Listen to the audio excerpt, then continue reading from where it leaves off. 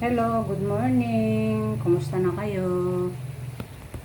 Ayan, today is Friday. Ayan, Friday na mga kabayan. Yung mga kabayan natin sa Cagayan, ayun, inano siya ni Marce. Ang lakas daw ng ulan tsaka hangin. At dito sa atin, may makalimlim lang. Pero kawawa naman yung mga tao doon sa lugar na yon. Patuloy po tayong mag-pray kay Lord. Sana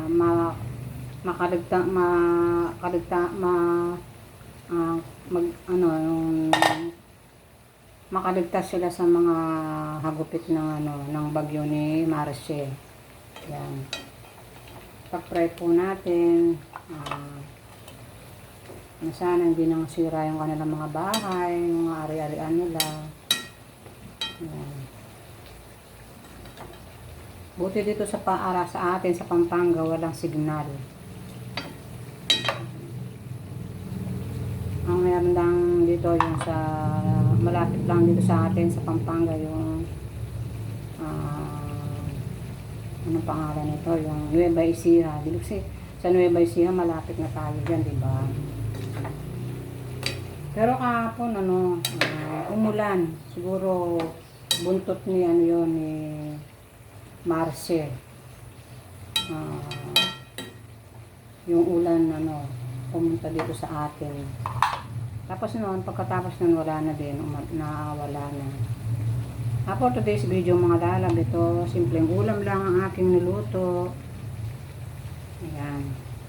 Huwag na tayong maghanap pa ng mga kasi may bagyo.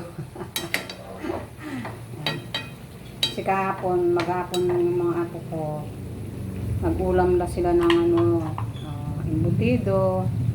At dahil pinagluto ko sila ng embutido, tapos yung dahil kahapon birthday ko, pinagluto ko sila ng ng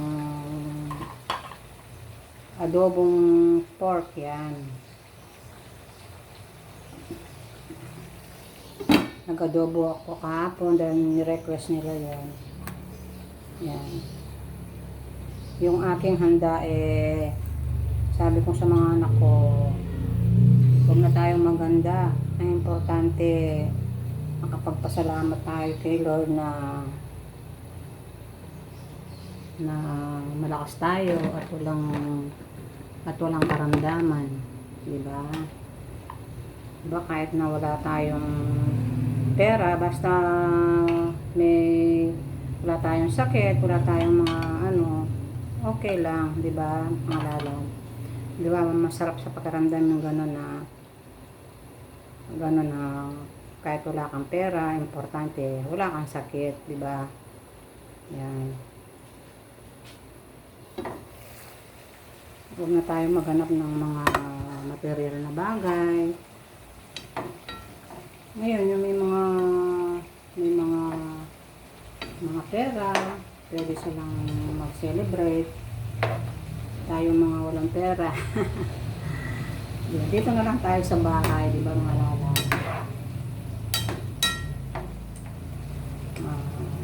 Magluto tayo kung ano yung kaya nating iluto. Yan. Ito, nagluluto na naman ako ng gulay mga lala para makakain ng aking mga apo. Yan. Sinasanay ko lang sila sa gulay para para magkagulay naman yung kanilang kalusugan. Yan.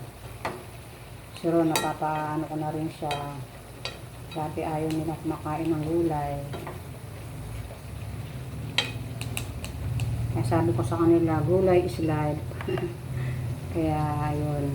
Ito papakita ko sa inyo ang aking niluluto ngayon for today's video. Ito mga lalabo. Ito nagprito na naman ako ng bangos. Ayan, yung mga maliliit na bangos. Ayan.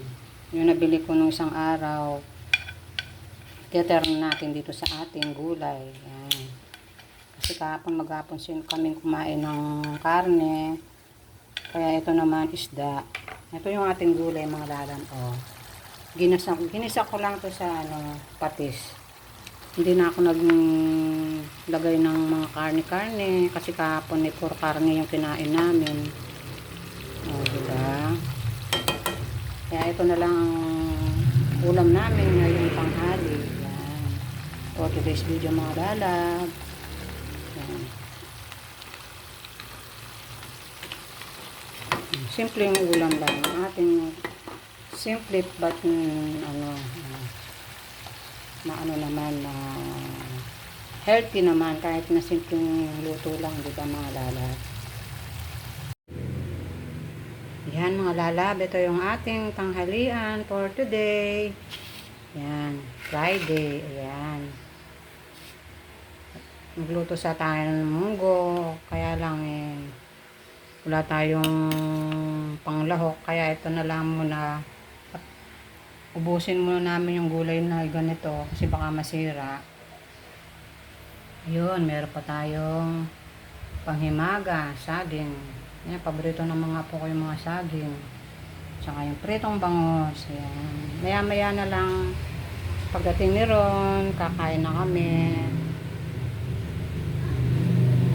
Yan muna kayo mga kabayan.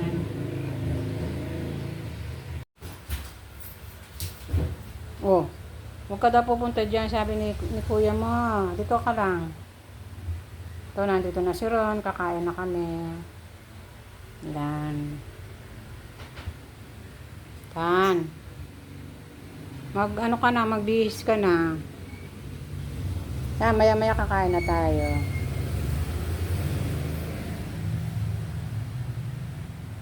Isa na.